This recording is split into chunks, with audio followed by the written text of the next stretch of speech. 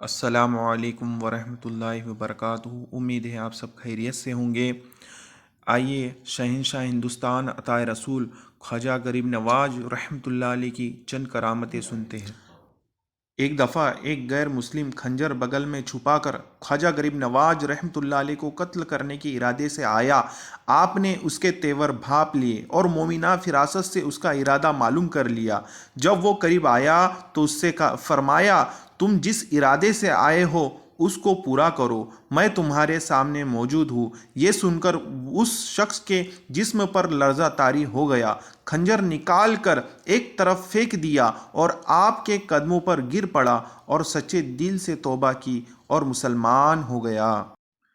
ایک دفعہ آپ کے کسی مرید کا انتقال ہو گیا۔ آپ تہجد و تکفین میں شریک ہوئے اور حسب معمول اپنے مرید کی قبر پر رکے رہے۔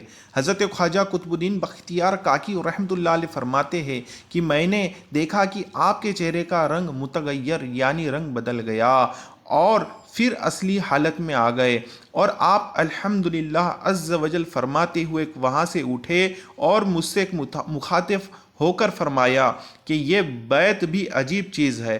میں نے اس کی وجہ دریافت کی تو فرمایا کہ جس وقت اس شخص کو دفن کیا تو عذاب کے فرشتے آ گئے اور اسے عذاب دینا چاہتے تھے، لیکن اسی وقت میرے مرشد گرامی حضرت سیدنا خواجہ عثمان ہرونی رحمۃ اللہ علیہ تشریف لائے اور فرشتوں سے اس کی سفارش کرتے ہوئے فرمایا، اے فرشتوں، یہ میرے مرید معین الدین کا مرید ہے، اس کو چھوڑ دو۔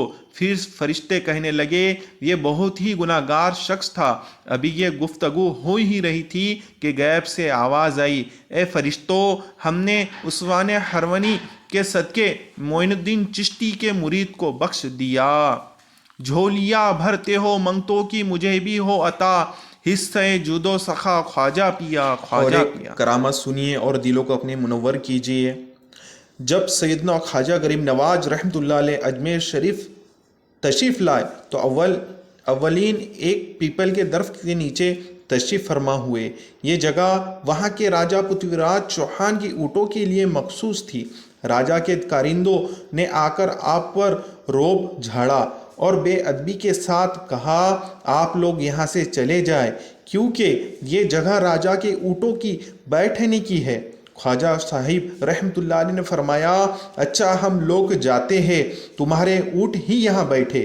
چنانچہ اونٹوں کو وہاں بٹھا دیا گیا۔ صبح ساربان یعنی اونٹ چلانے والے آئے اور اونٹوں کو اٹھانا چاہا، لیکن باوجود ہر طرح کی کوشش کے اونٹ اٹھ نہ پائے۔ ساربان ڈرتے جھجکتے حضرت سیدنا خواجہ صاحب رحمۃ اللہ علیہ کی خدمت سراپا کرامت میں حاضر ہوئے اور اپنی گستاخی کی معافی مانگی۔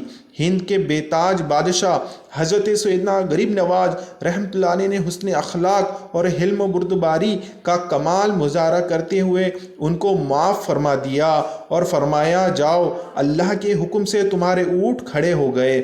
جب ساربان واپس ہوئے تو واقعی سب اونٹ کھڑے ہو چکے تھے۔